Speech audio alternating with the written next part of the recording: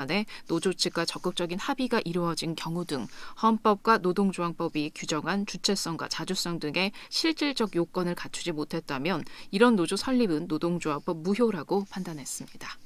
오늘은 전국이 대체로 흐린 가운데 제주와 남부, 충청 지역에 비가 내리겠습니다. 지금까지 아나운서 김소리였습니다. 일라디오 4시 뉴스를 마치겠습니다. KBS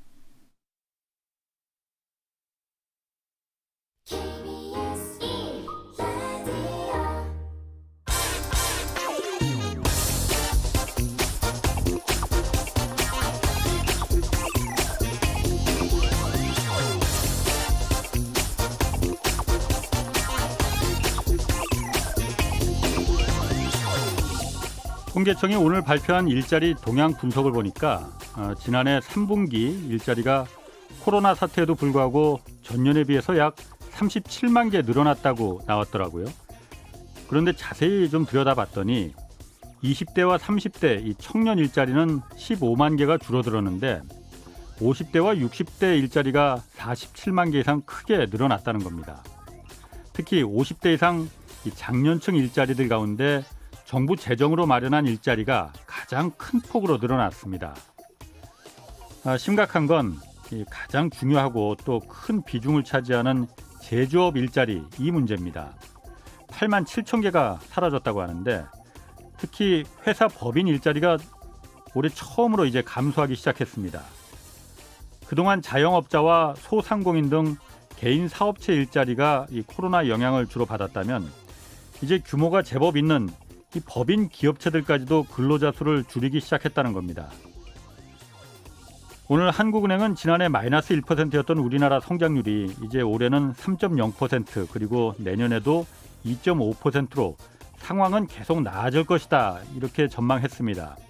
또 문재인 대통령도 얼마 전에 1분기 안에 일자리 90만 개를 반드시 만들겠다고 한 만큼 이 긴 터널의 끝이 빨리 보이길 기대합니다. 네, 안녕하십니까. 경제와 정의를 다 잡는 홍반장, 저는 KBS 기자 홍사원입니다. 홍사원의 경제쇼 오늘도 출발하겠습니다. 유튜브 함께 가겠습니다.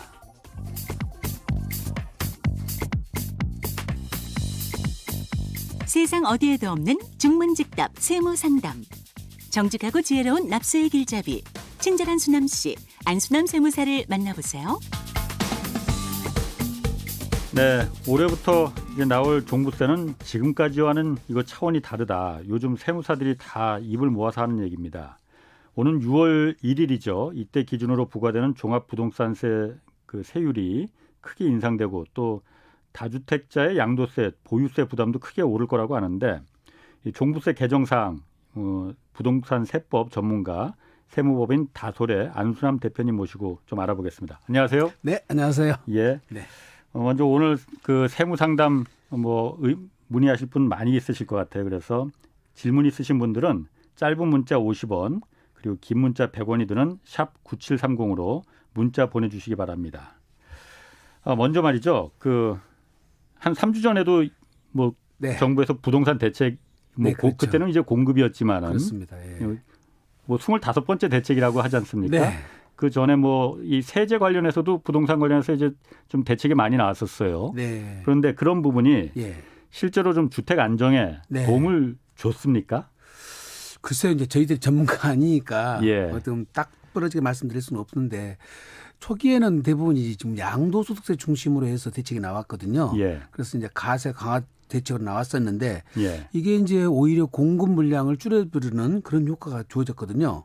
예. 이제 아시다시피 양도소득세라는 거는 아무리 중과세를 한다 하더라도 네. 그걸 안 팔아버리니까 그렇죠. 결국 시장에 매물로 안 나와버리지 않습니까? 예. 예. 이제 그러다 보니까 이게 이제 보유세를 강화해야 된다는 것을 예. 사실은 조금 더 늦게 이게 좀 대책이 나오지 않았나. 예. 오히려 이게 좀 빨리 썼더라면 예. 오히려 더 약발이 더 받았지 않았을까 생각이 들거든요. 예. 그래서 이제 지난 6.17 대책하고 7.10 대책이 나오면서 예. 이제 종부세에 대한 것을 과세 강화가 나왔고 예. 그다음에 법인에 대한 부분 이제 이것도 다 지금 대책이 나왔고 인수사업자 제도까지 이제 그것이 다 나왔으니까 예. 아무래도 조금은 이제 지금 효과가 있지 않을까 보거든요. 그런데 이제 이것들이 정상적으로 다 되려면 올해 6월 1일자부터 예. 또 이제 이제 과세, 중과세가 되는 거니까. 예. 예, 아마 5월 말까지는 좀 물량들이 좀 나오지 않을까 이런 예상도 들긴 듭니다. 네. 그 종부세 얘기는 이제 좀 말씀하신 네. 김에 예. 지금 아까 말씀하신 것 중에 양도세가 이제 그 같이 높으니 네. 물건 팔고 싶어도 안 팔고는 거 아니냐 다주택자들이 예, 뭐 예. 그거지 않습니까? 그렇습니다. 그래서 일각에서는 양도세를 낮춰줘야 된다 한시적으로 그 얘기도 나와요. 예, 예.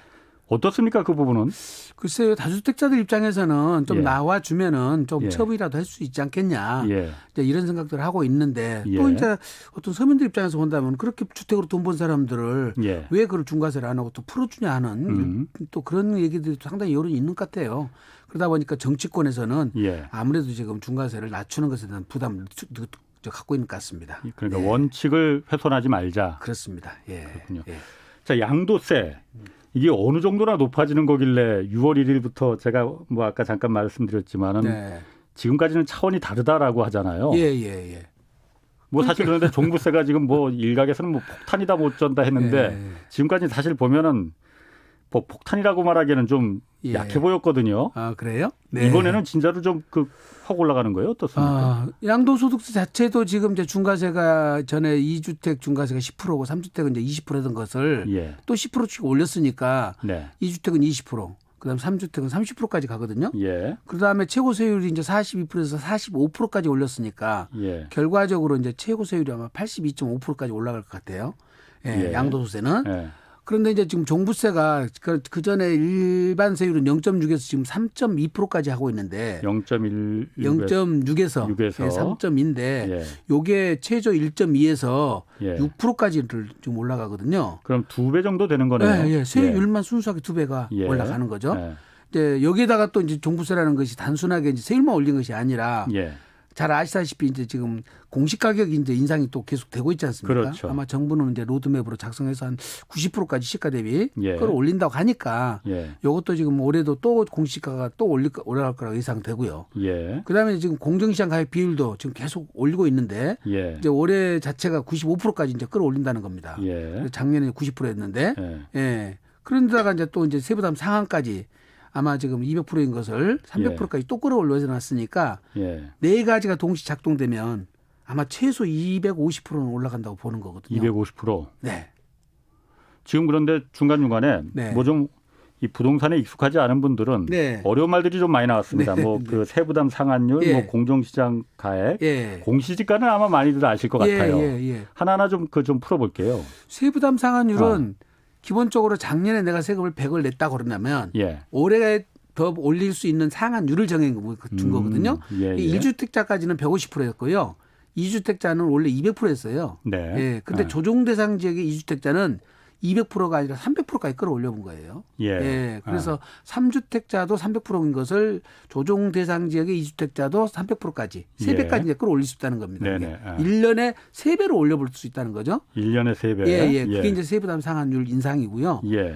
공정시장 가액 비율이란 것은 원래 공시 가격을 그대로 과표로 잡는 것이 아니라 예. 그 중에 이제 처음에는 종부세 처음 매겼을 때는 70%까지 잡았었습니다. 그렇죠. 예, 70% 잡던 것은 이제 75, 80, 85, 90 작년까지 90 다가 그러니까 올해 일종의 95%. 할인을 해줬던 거죠. 그러니까. 그렇습니다. 예. 예. 그러던 것을 이제 내년까지는 100%가 다 되니까 결과적으로는 공시 가격이 그대로 과표로 넘어와 버리는 꼴이 되는 거죠. 그러니까 공정시장 가액 비율이라는 거는 네. 이 다주택자들이 어쨌든 다주택자 주택 가격이 주택 가격에 비해서 아, 공시 가격도 일부는 시가보다 낮춰놨는데 낮춰주고, 또 낮춰줬는데. 그보다 또 이제 할인을 해준 거죠. 그러니까 할인을 해준 이유는 뭐였습니까? 아마 세부담이 워낙 급격하게 올라가니까 예. 부담 된다고 봐서 예. 부분적으로 이렇게 좀 할인을 해줬던 것 같습니다. 이게 아마 2008년인가 그때 네. 생긴 거죠? 2006년도에 이제 종부세가 처음 도입됐죠. 아니 공정시장 가액 비율이라는 게 네, 그렇습니다. 그러니까 예. 이게 뭐 싼 집은 별로 그렇게 혜택을 못 보고 비싼 집일수록 그러니까 혜택을 많이 볼 거 오히려 아니에요? 그런 결과가 왔었죠. 예. 그럼 예. 이게 왜 공정이란 말이 왜 붙은 걸까요? 그러면은 불공정해 보이는데. 오히려 맞습니다. 그런 얘기들이 있었는데요. 예. 어쨌든 간에 그 용어 자체는 공정시장 가액 비율이라는 용어를 써서 예. 할인율을 정해놨던 거죠. 그렇군요. 그럼 올해까지는 이제 95% 옛날에 70%였던 걸 이제 예. 계속 1년마다 5%씩 올려서 지금 올려가지고. 올해는 네. 90%까지 이제 그 작년에 90%였는데 올해 95%가 되는 95%. 거죠. 5%또 올라가는 거죠. 아, 그럼 네. 5%만 이제 할인을 해주는 거군요. 그렇습니다. 내년에 이제 할인 이제 없는 거고. 100%다 되는 거고요. 예. 이거 그냥 한꺼번에 100%다 올리지 못하러 그렇게 찔끔찔끔 올릴까요? 이제 그것도 세부담이 너무 일시에 과격하니까 예. 예, 점차적으로 지금 예. 그걸 인상한다는 그런 취지의 것 같습니다. 그렇군요. 예, 예, 자, 예. 그 종부세 한번 좀 들어가 볼까요? 아까 250% 이상 인상이 된다고 하셨지 않습니까? 예, 예. 좀 잘 안 와닿아요, 일단은. 아, 그래요? 이거 예. 좀 예를 들어서 좀 설명해 주시면 그러니까 좀 어떨까요? 지금 20억이라고 치면 예를 들어서 예. 종부세 이제 세율 자체가 3%였던 것이 예. 그때는 1.5%였겠죠. 예. 1.5%였던 것이 이것이 이제 3%로 세율이 높아지거든요. 1.5%에서 예, 3%. 3% 높아져 버리지 그렇죠. 않습니까? 예, 예. 그러면 이 자체가 벌써 2배가 올라가니까 200% 인상되는 꼴이잖아요. 예, 예. 그다음에 지금 현재 공시 가격이 작년 재작년 연달아서 보니까 한 15%에서 20%까지 올라갔거든요. 그렇죠. 올해도 예, 10% 이상 올라갈 거라고 예상이 예. 됩니다. 예. 그러니까 공시 가격이 10% 이상 또 올라간 데다가 예. 공정시장 가격 비율이 또 5% 또 올라가잖아요. 올라가니까. 90에서 95가 예, 예, 올라가니까 최소한 250%는 올라가겠죠. 그래서 이제 250%라 이거죠. 최소 그러니까 250. 그 예. 애초에 1.5%에서 3% 올라가는 올라가 200%에다가 그러다가, 예. 플러스 예. 아까 그 공시지가 올라가는 거하고 10% 올린 데다가 공정시장 예. 가액 또 또 올라가는 올라가죠. 거, 그거 예. 합치면 한 250%니까. 50%까지는 기본으로 올라가고요. 그러니까 이제 세부담 상환율이 300%가 다 있으니까 예. 300%까지는 오버는 안 되겠죠. 그렇군요. 최대 300%까지는 올라갈 거라고 예상되는 거죠. 알겠습니다. 이게 예. 벌써 문의가 많이 들어오는데요. 아, 그래요? 2315님이 예. 장기 5년 임대 사업자입니다. 예. 임대하고 있습니다. 예. 임대 사업자에 대해서는 뒤에 또 좀 저희가 좀 그 질문을 드릴 텐데 예. 어쨌든 이 질문이 나왔으니 예. 이런 경우 종부세 부과 시 임대 아파트가 포함되나요? 예. 지금 단기는 폐지됐지만은 예. 4년까지는 아직은 폐지는 안 시켰거든요. 임대 네. 4년 남아 있으면 예. 그대로 진행을 하기 때문에 작년에 이미 종부세 합산 폐지 되신 분들은 예. 의무 임대 기간까지는 그대로 유지가 돼요. 예. 예, 그래서 이제 장기는 8년짜리를 해놨을 거고요. 예. 단기는 4년짜리 해놨을 텐데 4년 지나버리면 자동 말소가 돼버리고요. 예. 8년짜리 장기도 8년 돼버리면 자동 말소가 되면 예. 종부세는 그때부터 6월 1일 기준이니까 예. 6월 1일 이전에 자동 말소되면 6월 1일부터 바로 과세가 돼버린 거고요. 네네. 6월 1일 지나서 말소가 되면 그 다음에부터 이제 과세가 되는 거죠. 의무 임대 기간이 5년이잖아요. 그러니까. 아니 이제 우리 세법은 5년이고요. 예, 민특법에서 말은 민간 임대주택에 관한 특별법에서는 4년이에요. 4년이에요. 네. 여긴? 그러니까 우리 세법하고 민특법하고 의무 임대가 달라요. 그렇군요. 네, 네. 또 한 분 지금 9988님이 예. 의정부 빌라 1억 이하 예. 16년 전에 구매해서 서울 신대방동 아파트 8억 정도 17년 전에 또 구매했대요. 예. 그러니까 2주택자시네요. 예. 두 주택 모두 팔려고 하는데 예. 어느 거 먼저 팔아야 하나요? 이거 순서 관계 없습니까? 아니죠. 이제 둘 다 조정 대상 지역에 들어가 있기 때문에 예. 기본적으로 양도 차익이 적은 걸 파셔야 되는데 양도 차익이 제가 볼 때는 적은 거. 의정부 거 예. 요거 이제 소형주택에 해당될 것 같은데 빌라가요. 예. 그러니까 공시 가격 1억 원 이하면 예. 중과세를 안 먹거든요. 예. 중과세 안 먹는 것부터 먼저 처분하시고 예. 그다음에 나머지 이제 신대방동 것이 1세대 1주택이 되겠죠. 예. 그때는 올해부터는 순수 보유 기간이 2년 이상이 돼야 되거든요. 예. 예. 의정부 걸 팔고. 네네. 예. 작년까지는 의정부 팔고 다음날 팔아도 괜찮았는데 올해부터는 2년을 최종 1주택으로 2년 보유를 하셔야 돼요. 이 경우는 거주 요건은 필요가 없고요. 예. 예. 거주는 안 해도 돼요? 예. 보유만 하고 있으면 되는 거고. 2017년 예. 8월 3일 이후 취득한 거는 네. 조정조 대상지역에서 취득한 거는 거주도 해야 됩니다. 2년을. 예. 새로 또 거주를 해야 돼요. 아이고 복잡하네. 복잡합니다. 예. 그래서 이런 지금 다주택자가 비과세 받는 거는 예. 지금 굉장히 난해하니까 케이스마다 다 다르거든요. 예. 전문 세무사님한테 꼭 상담 받고 예. 판단하셔야 됩니다. 저희들은 이제 방송인 중이라서 간단하게만 이제 개괄적인 그렇군요. 것만 설명드리니까요. 네. 알겠습니다. 한 분만 더 좀 네, 받을게요. 네. 3939님이 네. 수도권의 아파트 한 채를 가지고 있대요. 네. 그리고 예. 경상도 면 지역에 예. 농가주택을 가지고 있으면 예. 1가구 2주택 되는 건가요? 예. 그거는 이제 순서가요. 예. 수도권에 먼저 1주택자가 경상도에 있는 농가주택을 취득을 해야 되고요. 예. 두 번째는 경상도 농가주택이 2003년도 8월 1일 이후에 취득을 해야 되고 2003년도 8월 예. 이후. 예. 그다음에 가격이 공시 가격이 2억 이하야 되니까 예. 아마 공시 가격은 2억 이하짜리겠죠. 시골이니까. 예.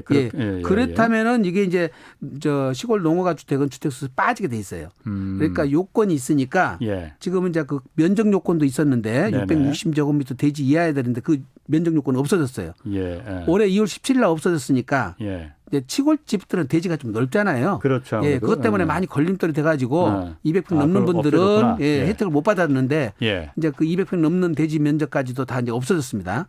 공시가격 2억 이하야 되고 2003년 8월 1일 이후 취득했어야 되고 예. 서울집을 먼저 취득했어야 되고 예. 이런 요건들이 있으니까요. 예, 제가 볼 때는 비과세가 가능할 걸로 보이지는데 그건 좀 전문 세무사님한테 가서 검토 받으셔야 될 겁니다. 알겠습니다. 네.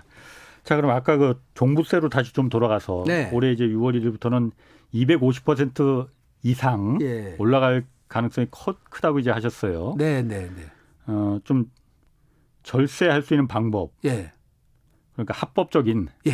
그런 방법이 뭐가 좀 소개시켜 준다면 어떤 게 글쎄요. 있을까요? 근데 이제 우선은 기본적으로 주택 수를 줄이셔야 돼요. 주택 수를 예, 종부세는 세대별 과세가 아니라 인별 과세되거든요. 예. 인별 과세니까 한 채, 두 채, 세 채를 사람별로 과세를 한데 지금 제일 잘못되어 있는 것이 부부 공동 소유하면 좋다고 그러니까 부부 공동으로 다 집을 사놓으신 분들이 많아요. 그러니까 한 채일 경우는 부부 공동 소유가 더 유리합니다. 무조건. 예. 근데 두 채, 세 채 되는 경우는 그게 집값이 얼마냐에 따라서 상황이 다 달라요. 어떻게? 왜 그러냐면 만약에 조정 대상 지역에서 두 채를 갖고 있는데 예. 50% 갖고 있으면 부부가 50% 갖고 있으면 각각 두 주택씩으로 취급을 하거든요. 만약 고가 주택인 경우 예. 그래서 중과세가 돼버리거든요. 둘 다. 네, 둘 다. 그럴 바에는 차라리 하나로 묶어놔야 돼요. 지분을 예. 한 채는 남편이, 예. 한 채는 아내가 갖는 방식으로 가져야지 1주택자가 되니까 중과세가 1주택자가 되니까 그렇죠. 인별 과세니까. 인별 과세니까요. 예. 그럴 수 있겠네요. 네. 그래서 지금 영양가 없는 예. 주택들을 먼저 처분하셔서 예. 최소한 주택수를 줄여 놓으셔야 되는데 예. 이게 시골에 있는 집들도 다 주택수에 카운트가 되거든요. 예. 그러니까 시골에 있는 집을 보유를 해야 될 것인지 말아야 될 것인지 이걸 지금 판단을 하셔야 되고요. 그다음에 지금 만약에 양도 차익이 적은 것부터 우선 처분하고 중과세 안 되는 것부터 처분하시고 조정대상지역이 아닌 것부터 예. 그다음에 조정대상지역이 들어왔다 그러면 조합원 입주권이라든지 분양권은 주택수에는 들어가지만 중과세는 또 안 되거든요. 예. 중과세 배제 주택이 또 있어요. 네. 그걸 먼저 처분하셔가지고 예. 중과세를 최소로 받도록 만들어 보는 것이 하나 방법이고요. 예. 이제 두 번째는 이제 처분하기가 너무 아깝다. 예. 그러신 분들은 가족끼리 이제 사전 증여를 통해서 예. 분산 소유를 하시는 것이 그나마 이제 종부세를 어떻게든지 견딜 수 있는 방법이겠죠. 예. 가족끼리 분산 소유라는 게 어떤 걸 말하는 건가요? 그러니까 보통 부모님이 갖고 있는 집을 예. 자녀들한테 물려주는 거죠. 예. 어차피 상속세 증여. 내거나 그렇습니다. 예. 어차피 돌아가시면 상속세 내거나 예. 팔면 양도세 낼 거를 예. 증여로 물려주면 증여세를 내는데 예. 오히려 증여세가 더 작은 경우도 많습니다. 예. 양도소득세 중과세 받는 것보다 그건 좀 개별로 좀 개별적으로 따져봐야겠지만 다 따져봐야 됩니다. 예. 근데 또 증여도 순수 증여가 있고 예. 부담부 증여가 있고 또 자녀 간에도 거래할 수는 있거든요. 예. 매매할 수도 있고 다 다르니까 케이스마다 다 다릅니다. 예. 그래서 세금을 이제 시뮬레이션 해보시고 예. 가장 세부담이 적은 방향으로 분산 소유하는 것도 한 가지 방법이죠. 예. 그러니까 지금 말씀하신 게 뭐 굉장히 어렵고 복잡하긴 한데 용어도 좀 생경하고 예. 그 좀 절세할 수 있는 방법이라는 게 예. 일단 집을 여러 채 갖고 있으면은 뭐 당연한 얘기겠지만 일단 예. 파는 게 우선이다. 네. 그 처음부터 하시고요. 집값 뭐 더 이상 올라갈 예. 것 같지 않다 예. 생각되면은 네. 이제 파는 게 예. 1번이고 그렇습니다. 만약 두 번째로 따진다면은 예. 만약 지금 부부가 공동으로 소유하면 세금 좀 적게 나온다고 하니 예. 그렇게 했는데 그게 1주택일 경우에는 네. 적게 나오는데 예. 고가 2주택을 3주택을 갖고 있으면은 그렇게 한 사람한테만 맞습니다. 예. 중과세가 나올 게 네. 부부 두 사람한테 두 사람 다 이제 중과세가 나온다. 그렇습니다. 그러니 이거는 그냥 한 채씩 그러니까 남편 한 채, 예. 부인 한 채 이렇게 그렇습니다. 가지라 이거죠. 예. 그리고 또 하나 말씀하신 게 이제 증여해라. 예, 증여도 이제 가능하니까요. 그런데 이거는 증여세가 더 싼지 비싼지를 따져봐야겠네요. 따져봐야 됩니다. 증여 방법도 순수 증여도 있고 부담부 증여도 있고 예. 가족 간에도 또 거래도 가능하니까요. 예. 자녀들이 자금 능력이 있으면 예. 이게 이제 케이스별로 다 다르니까 상황마다 다르니까 예. 그건 이제 전문 세무사님하고 상담을 받아봐야 되겠죠. 예. 알겠습니다. 네. 지금 안순남 세무사 대표님께 세무 상담 좀 받고 있으니까요. 짧은 문자 50원, 긴 문자 100원이 드는 샵 9730으로 질문 보내주십시오. 그러면은 뭐 아주 상세하게는 여기서 방송이니까 못하지만은 간단한 답은 좀 드리도록 하겠습니다. 9152님이 마침 상속 부분 관련해서 예. 물어보셨네요. 상속 개시일이 예. 2016년 8월이래요. 예. 근데 이 전부터 재개발이 지금 진행 중입니다. 예. 세입자가 없는 공가 빈집 상태여도 임대사업자로 등록할 수 있나요? 상속 개시일이 재개발됐으면은 만약에 지금 관리처분 계획이 떨어졌으면 예. 지금 거부를 하거든요. 거부. 네, 관리처분이 떨어져 버렸으면은 예. 이미 이제 입주권으로 전환될 뿐만 아니라 예. 곧 멸실이 될 일이기 때문에 네네. 그리고 자동으로 직권폐쇄를 시켜버려요. 나중에 예. 직권폐쇄를 시켜버립니다. 예. 등록을 거의 하셔봐야 실익이 없다고 보셔야 됩니다. 또한 그 재개발 재건축 경우에 예. 지금 현재는 아파트 경우는 아예 이제 지금 안 되는 거거든요. 그러니까 임대사업자 등록이. 아예 안 되는데 이게 그러니까 이제 빌라나 일주택이나 오피스텔 뭐 이런 그건 거는 가능하겠죠. 되잖아요. 예, 예. 근데 이게 준공이 떨어진 다음에 아파트로 무조건 변환되잖아요. 네네. 아파트는 재등록이 안 되잖아요. 아. 그러니까 실익이 없으세요. 이분의 경우에는. 그렇겠네. 네, 임대 등록 왜 하시는지는 잘 모르겠지만, 예. 예, 그 다음에 이제 등록을 해서 이제 종부세 절세 효과는 생기겠죠. 만약에 한다면. 근데 지금 보신 것처럼 여기 재개발 재건축 진행 중인데 관리 처분이 났거나 또는 멸실 예정이라면 예, 거기 이제 시군구청에서 거부를 하고 예, 또 만약에 등록된다 하더라도 바로 멸실이 되기 때문에 절세 효과는 별로 없을 것 같습니다. 그 종부세를 줄일 수 있는 것도 지금 현재만 올해만 줄일 수 있는 거지. 아파트가 올라가면은 종부세가 다시 부과될 거 아니에요? 아니 이제 재개발 재건축 경우에는 예. 그게 건물이 멸실이 되면 예. 그때부터 분리과세가 돼요. 아, 그래요? 네, 재개발 재건축은 그래서 그건 종부세 과세 대상은 아닙니다. 그렇군요. 다시 입주가 시작되면 주택이 네. 되는 거니까. 아, 이거 문의가 굉장히 많이 들어오네요. 예. 50년 꿈님이 예. 조정 대상 지역이 아니면은 49% 지분 보유는 이거 한 채 아니죠? 예? 어떤 경우에 조정 대상이 아니면은 네. 49%만 지분을 보유하고 있으면은 예. 이거는 한 채로 보는 게 아니죠? 예. 이렇게 물어보셨는데요. 그거는 지금 양도소득세를 묻는 건지 취득세를 묻는 건지 예. 종부세를 묻는 건지 모르겠지만은 예. 지금 양도세, 종부세, 취득세 모두 주택수에 카운트가 되거든요. 예. 예. 그렇군요. 그러니까 다른데 어디에서 나온 그러면 저 예. 50년 꿈님은 다시 한번 저 지금 들으셨으면 정확하게 좀 질문을 양도세를 네. 어느 묻는 건지. 분야에서 지금 그 말씀을 하신지 예를 들어서 종합소득세에서 주택수 계산할 때는 소수 지분은 빼도록 계산하고 네. 하도록 돼 있거든요. 알겠습니다. 네. 이거 제가 좀 물어보고 싶은 거예요. 0347님이 물어보셨는데 네. 서울의 2주택입니다. 예. 처와 저 그리고 딸이 예. 각각입니다. 예. 올 종부세 금액이 얼마나 될까요? 예. 근데 금액은 18억 그리고 21억 예. 두 채니까 예. 부자시네. 예. 그러니까 40억 정도 되는 거네요. 네. 종부세가 얼마나 나올까요? 올해 6월 1일 날 나온다는데. 각자별로 따져서 대충 한 2천만 원 가까이 나올 것 같은데요. 1인당. 1인당 2천만 네. 원. 이제 그거는 본인 두 분만 소유하고 있는지 딸까지 세 사람이 소유하고 있는지 모르겠는데 상황은 예. 예.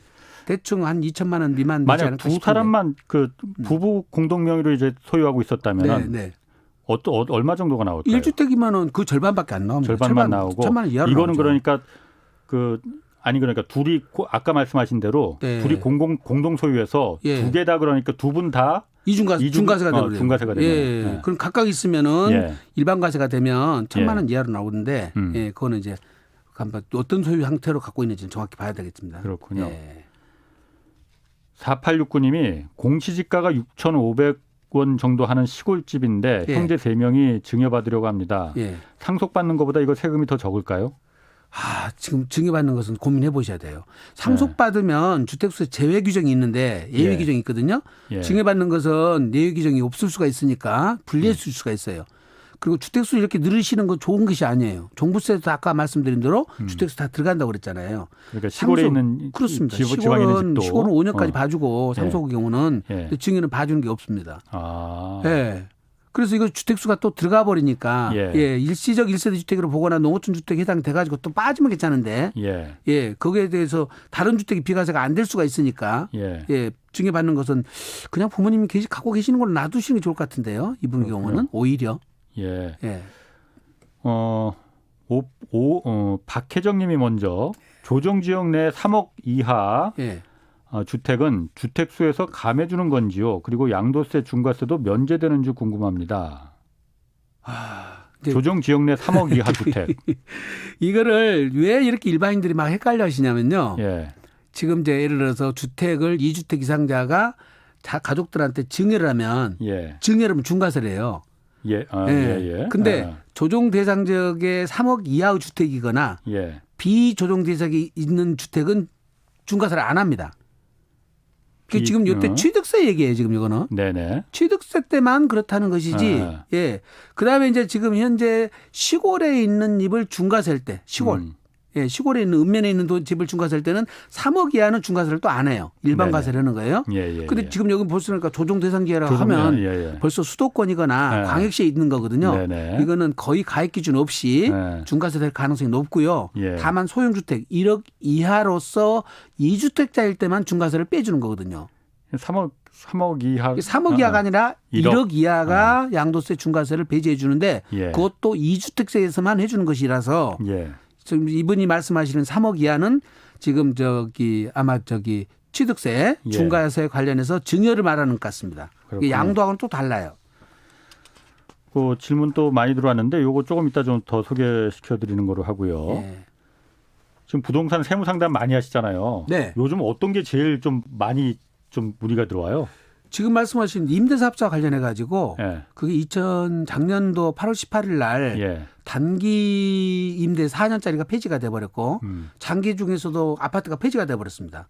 그러니까 예. 그걸 임대사업자를 해두고 세제 혜택을 다 주어지는 거를 받고 있다가 예. 갑자기 폐지를 해버리니까 지금 사람들이 임대사업 하시는 분들이 멘붕이 오신 거예요. 음. 예. 그러다 보니까 지금 그 다주택자 중과세 문제도 발생하죠. 예. 예. 종합부동산 종부세 합산 배제도 또 문제 생겨버렸죠. 예. 그다음에 지금 이제 거주주택 비과세 요건에도 문제 생겨버리고 예. 그다음에 재산세 감면에도 문제 생기고 종합소득세에도 문제가 다 생겨버린 거예요. 그래서 지금 당장에 폐지가 돼버린 사람들은 종부세는 지금 바로 합산이 들어가 버리거든요. 예. 기왕에 의무기간 안 채웠다가 추징하는 건 없어요. 그거는 봐주는데 앞으로는 안 해주는 거죠. 예. 대신 다주택자 중과세 규정에서는 4년 채우고 폐지되는 것은 자동말소라고 그러고요. 그러니까 의무 아까 예. 말한 의무 다 임대기간. 채우고 4년 채우고 자동 말소되고. 예, 자동 말소된 거는 아까 우리 세법에서는 5년이 돼야 한다고 그랬잖아요. 예. 그럼 4년 채우니까 5년은 못 채울 거 아니에요. 그거는 이제 5년 못 채우더라도 봐주죠. 규칙사유가 납세한테 있는 게 그렇죠, 아니니까. 그렇죠. 그래서 그 집은 언제 팔아도 중과세를 빼줘요. 음. 언제 팔아도 괜찮아요. 중과세 안 해요. 예. 근데 반면에 자진 말소한 거, 예. 예, 4년 되기 전에 스스로 말소한 것들에 대해서는 예. 예, 의무기간 2년 이상 지난 것들, 그러니까 50% 지난 것들, 예. 이것도 혜택을 줘요. 대신 어허. 요거는 1년 안에 팔아야 중과세를 배제해 줘요. 1년 안에. 예. 대신 아까 4년 다 채운 사람들은 예. 언제 팔아도 중과세를 배제해 주는데 예. 2년만 지나서 다시 말소한 사람들은 1년만 봐주는 거예요. 1년 안에 팔아야 돼요. 매물로 시장에 빨리 내놔야 된다 이 뜻이겠죠. 예. 그다음에 이제 거주주택 비과세도 마찬가지로 예. 5년 안에 팔면 예. 그다음에 5년 안 채웠어도 예, 그거는 비과세를 해 주도록 유예 규정을 뒀습니다. 그거는 따로. 복잡하네 굉장히. 복잡하죠. 예. 근데 이제 방해 케이스에 해당되시는 분들은 네. 무슨 말씀인지 금방 알아들으실 거예요. 근데 어쨌든 일반인들은 잘 못 알아들을 수도 있습니다. 그 임대주택 그 사업자 등록이 막 예. 워낙 막 그 논란이 많았잖아요. 예, 뭐 예. 꽃길을 깔아줬다는 말도 있었고 예. 뭐 그래서 이제 작년에 이제 그걸 예. 법을 개정한 거잖아요. 그렇습니다. 예. 지금은 그러니까 등록을 하더라도 예.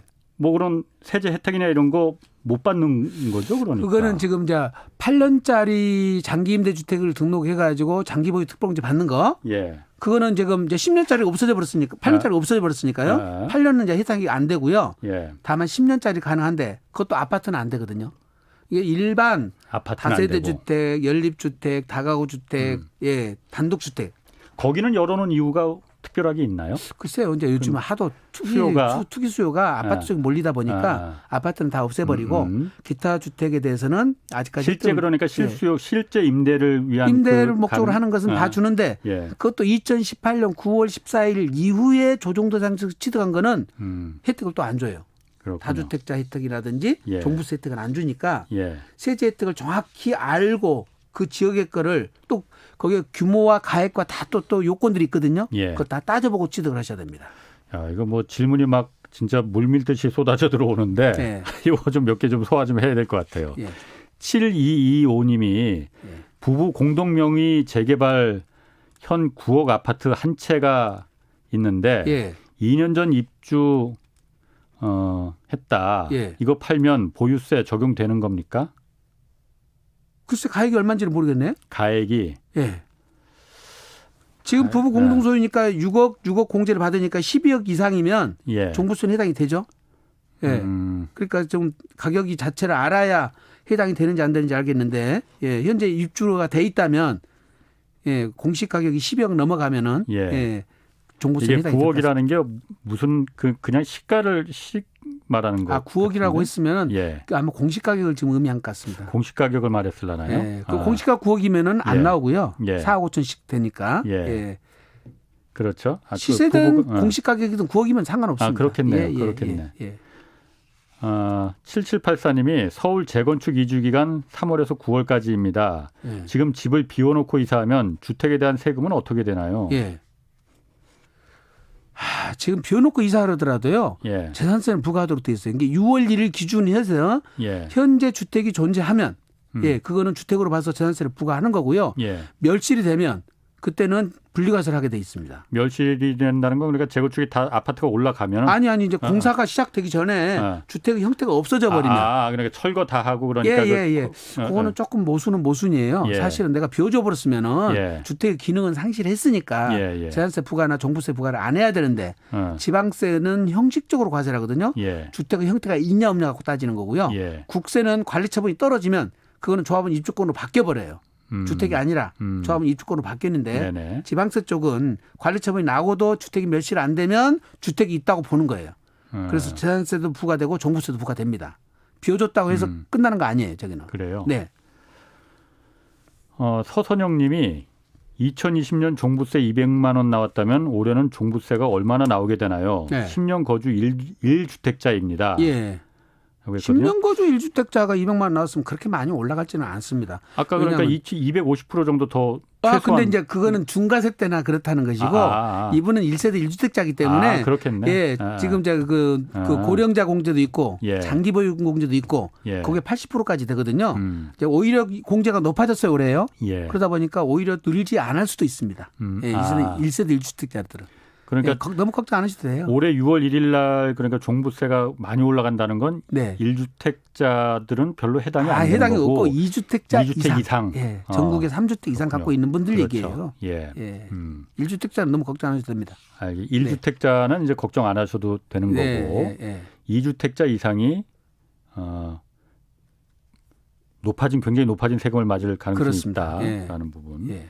2738님이 수도권의 재개발 입주권 한 채 그리고 충남 비규제 지역에 다가구 주택 한 채 보유 중입니다. 예. 비규제 지역 먼저 매매하려는데 잘 안 돼서 이 수도권 재개발 아파트는 내년에 입주인데 아내 명의로 취등록을 하게 되면 2주택자에서 이거 빠지게 되나요? 아니 부부간은 똑같잖아요. 예. 이리 가나 저리 가나. 본인이 소유하든 배우자한테 증여해서 넘기든 그냥 2주택자이거든요. 이건 그러니까 이건 입주권을 먼저 처분해버리면 세금이 많이 나오니까 시골에 있는 충남에 있는 비규제 지역에 있다는 집 요걸 먼저 처분하시는 것이 좋을 것 같거든요. 이것부터 처분하시는 게 좋을 것 같습니다. 그거 먼저 처분하는 이유는 아까 말한 뭐 양도세 부담이 좀 양도소득세가 아무래도 재개발 서울에 있는 것이 비과세가 더 그 혜택이 클 테니까 서울 걸 비과세 받고 시골 거를 충남 거를 세금을 내시라는 겁니다. 이거 충남 건 이제 물론 양도 차익이 얼마인지는 모르겠지만 일반적으로 그가 더 적다고 보여집니다. 몇 개만 좀 더 소화를 할게요. 5962님이 8년 전에 서울 아파트에 청약 당첨이 된 상태에서 친정 어머니가 돌아가시면서 경남 고성 시골에 무허가 주택을 상속받았어요. 2년 전에 4천만 원에 내놔도 팔리지 않고 있어요.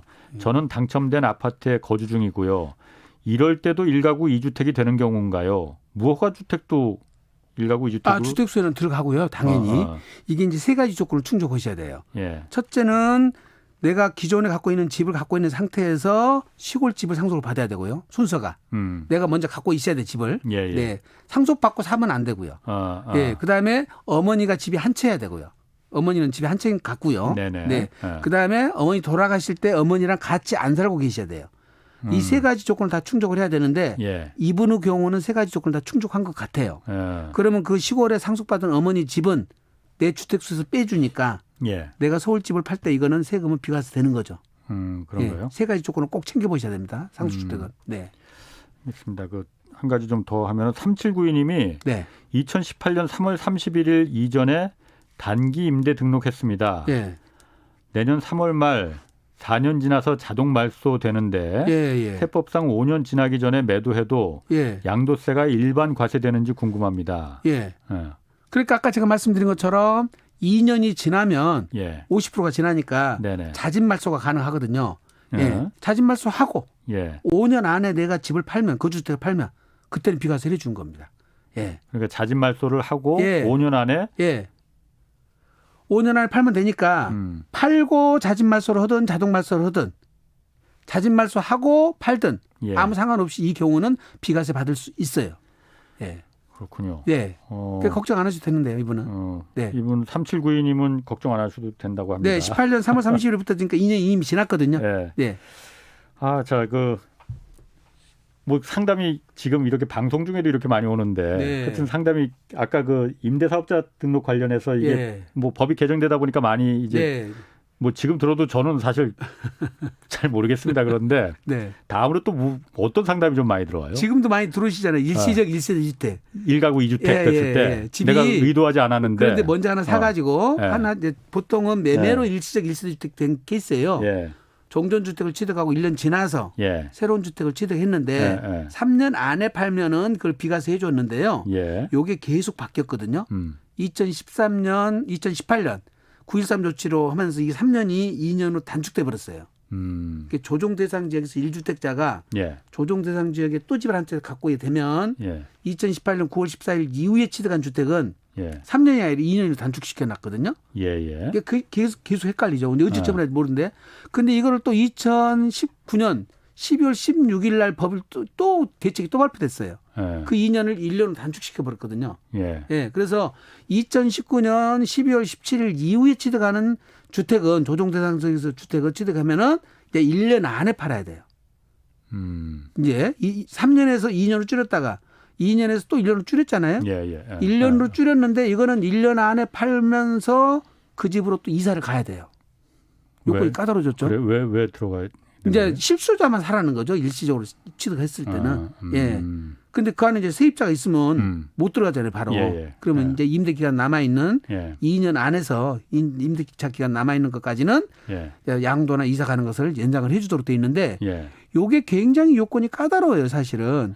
예. 두 주택 다 예. 조정 대상 지역에서 있는 상태에서 새로운 주택을 취득했으면 3년, 2년, 1년으로 줄어드는데 이때 이제 그러면 조정 대상 지역을 따질 때 종전주택 취득일 때부터 따지느냐 신축주택, 신규주택을 취득할 때 따지냐에 따라 또 달라지거든요. 일반인들이 이거 판단하기가 쉽지가 않습니다. 예. 그러니까 취득 시기로 따지는 거예요, 아니면 양도 시기로 따지는 거예요? 취득 시기에 따라서 양도 기한이 단축된다니까요. 이게 지금 새로운 주택이 2018년 9월 14일 이후에 새로운 주택을 조정 대상에서 취득했으면 그때는 종전주택을 3년이 아니라 2년 안에 팔아야 되고 예. 2019년 12월 17일 이후에 또 취득했으면 그때는 또 2년이 아니라 1년 안에 팔아야 되고 종전주택을. 그러니까 이게 양도 기한에 따라서 판단이 굉장히 헷갈리잖아요. 이게 일반인들이 참 정확히 판단 잘 못하시거든요. 예. 근데 여기 또 취득세까지 막 얽혀 있어요. 취득세는 또 다르게 규정하고 있거든요. 예. 요거는 일반인들 직접 상담 본인이 판단하지 마시고 예. 반드시 전문가하고 상담을 받으셔야 됩니다. 이거는. 그래, 뭐 그래야겠네. 이게 뭐. 네. 이걸 그런데 왜 이렇게 어렵게 하나? 글쎄 말이에요. 저희들 전문가들 떠는 얘기를 그러는 겁니다. 지금 전문가들도 이거 헷갈릴 것 같은데. 그러니까 이거를 그러면 조정 대상 지역을 예. 종전주택을 취득했을 때 조정 대상 지역이 아니었는데 예. 신규 주택을 취득할 때는 조정 대상 지역에 걸렸을 때는 어떻게 할 것이냐? 그러면 신규 주택 조정 대상 지역 취득한 날을 기준으로 판단 또 하도록 돼 있거든요. 이게. 그렇군요. 요건이 다 달라요. 알겠습니다. 그 4829님이 21년 전에 아파트 24평짜리를 하나 수도권에 갖고 있습니다. 예. 타려고 하니까 1가구 1주택이라도 지금 외국에서 살고 있으면 양도소득세가 나온다고 하던데 예. 얼마나 나오는지 알고 싶습니다. 이분은 그러니까 아마 외국에 계신 것 같아요. 이런 경우에도 양도소득세가 뭐 당연히 나오지 않겠어요? 지금 1세대 1특 비과세 규정은 예. 우리나라 거주자만 해주거든요.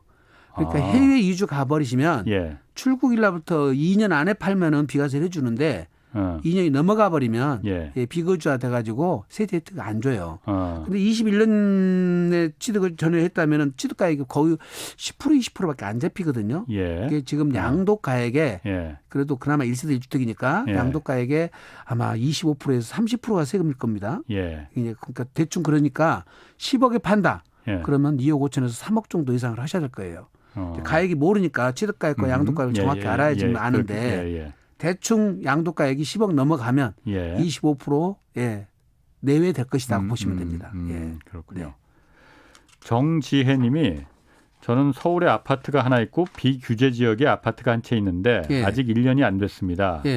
6월에 매도하면 1년 되는데 과세가 얼마나 나올까요? 얼마나 될까요? 지금 비규제 지역에 1주택 취득한 시기가 1년밖에 안 됐다면 아까 말씀드린 대로 3년 안에 팔면 되니까 서울에 있는 아파트는 세금이 없죠. 비과세 받을 수 있죠. 서울에 있는 아파트는. 예, 그렇습니다.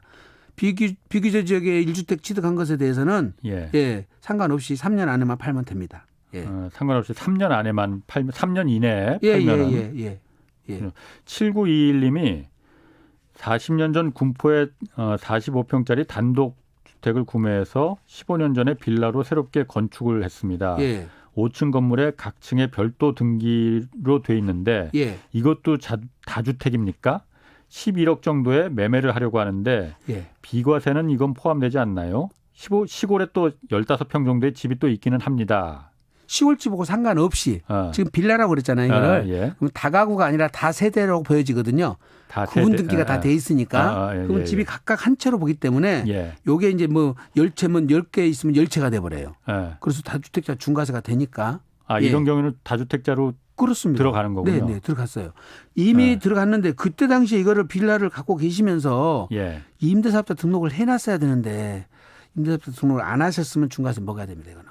지금은 뭐 등록할 지금은 할 수는 있어요.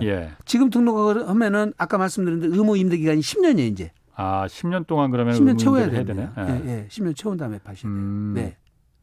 뭐 그렇게 하면 되는 거겠네요, 그러면. 그러니까 가능성 있는데 지금 팔면은 세금이 엄청나니까 꼭 상담 받으시고 파셔야 돼요. 계산해 보시고요. 그렇군요.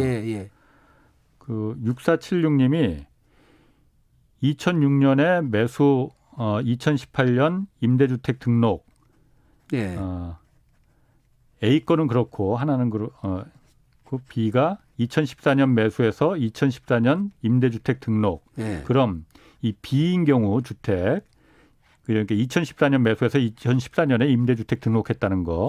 자동 말소되면 언제까지 매도해야만이 먼저 말하는 A 주택의 그 보유 기간을 인정받나요? 현재 거주는 전세입니다. 이거 어떻게 해야 하나요? 큰일 났네요. 큰일 나는 겁니까? 왜 큰일 난 걸까요? 이게 지금 2018년에 이것도 지금 등록을 해놨잖아요. 그다음에 B도 등록을 둘 다 해놨잖아요. 그렇죠. 장기 임대주택을 갖고 있는 상태에서 내가 비과세를 받으려면 양도하는 집은 내가 2년 이상 거주를 해야 되거든요. 양도한 집은 의무 거주를 해야 되는 거군요. 거주를 해야 되거든요. 이게 조정 대상자와 상관없이. 근데 둘 다 지금 제가 보니까 거주를 안 한 것 같거든요. 물론 A주택에서 2년 이상 거주를 했다면 지금 A주택을 먼저 양도를 하면 비과세는 받을 수는 있어요. 그러니까 과거에 옛날에라도 했습니다. 등록하기 전에요. 그러니까 거주 요건 충족 안 됐다면 둘 중에 먼저 파는 것은 비과세가 안 되고 과세인데 다만 둘 다 지금 2분의 1 넘겼거나 장도금 말소됐기 때문에 중과세는 안 받을 것 같아요. 그거는 이제 요건을 다시 한번 검토를 해봐야 되겠지만. 그렇군요. 8898님이 이건 좀 희한하네. 그 카나다 시민권자인 저희 딸이 17년 전에 규제 지역에 집을 구입했는데 국내 거주자는 종부세가 안 나오는데 저희 딸만 3년 전부터 종부세가 나오는데 이건 왜 그렇습니까? 이게 차이가 있나요? 아닙니다. 시민권자든 뭐 비거주자든 그 종부세는 똑같거든요. 예, 똑같은데 거기에 딸만 나온다. 그럼 뭐 동일한 주택을 다 갖고 계시나요, 그 사분들이? 뭐 모르겠어요. 같은 규제 지역에서 뭐 인근의 옆집 비슷한 아파트나 뭐 이런 거겠죠. 그럼. 예, 그러면 사유가 다시 뭐가 있는지를 확인하셔야 되는데 시민권자락에서 옆에 달리 적용되지는 않습니다. 그렇군요. 과표가 다르거나 기준 공정시장가격이 다르거나 전혀 다르지는 않습니다. 예.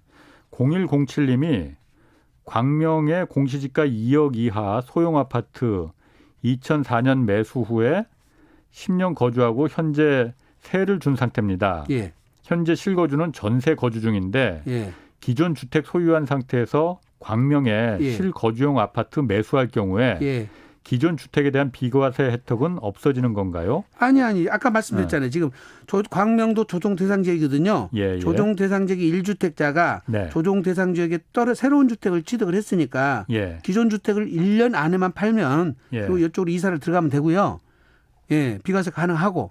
대신 그런데 이분이 기존 주택은 길게 재건축까지 보유하고 싶어요. 안 돼요. 그거는 계속 보유를 하시면 안 되고 지금 실거주할 아파트를 취득해서 그쪽으로 이사를 가셨잖아요. 그러면 1년 안에 광명 거를 기존 집을 2004년 거 그걸 파셔야 되는 거예요. 네. 그거를 이제 재개발 재건축으로 만약에 이걸 하시려고 한다면은 사업 시행 인가가 떨어지고 새로운 주택을 취득을 하셔야 돼요.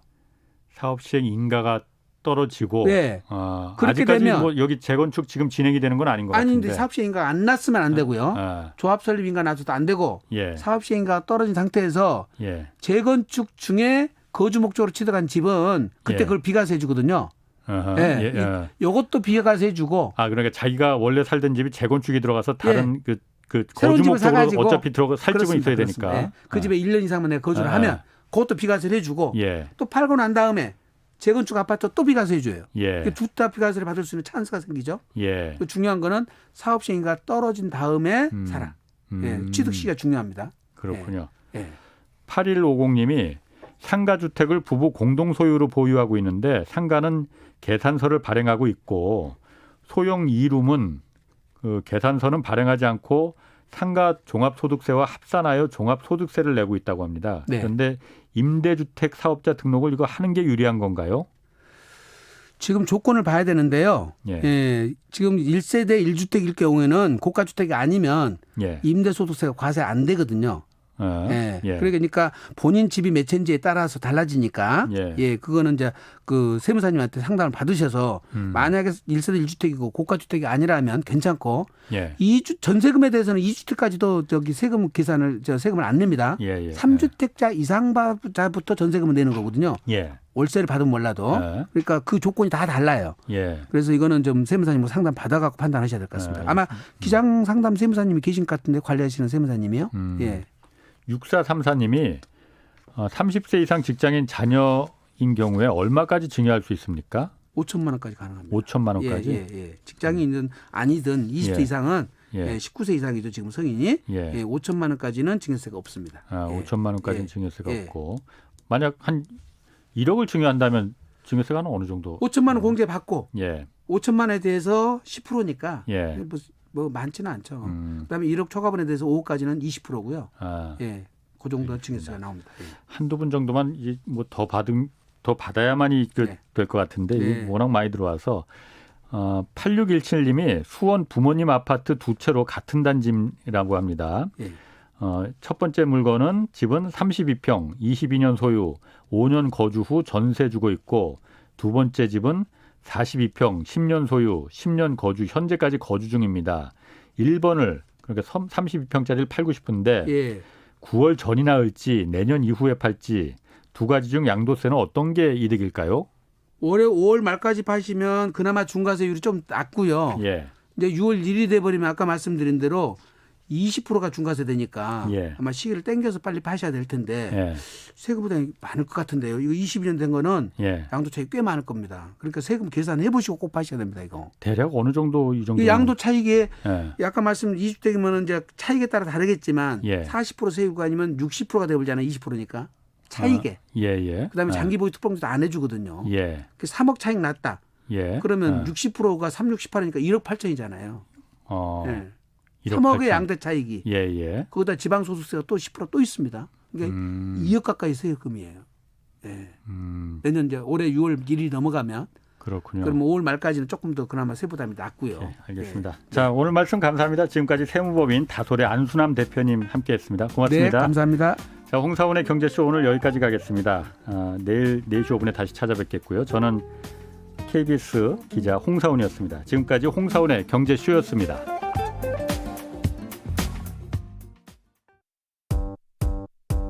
여러분, 저로 말할 것 같으면 KBS 1라디오 최경련의 경제쇼 진행, KBS 탐사보도팀 미디어 포커스, 한국탐사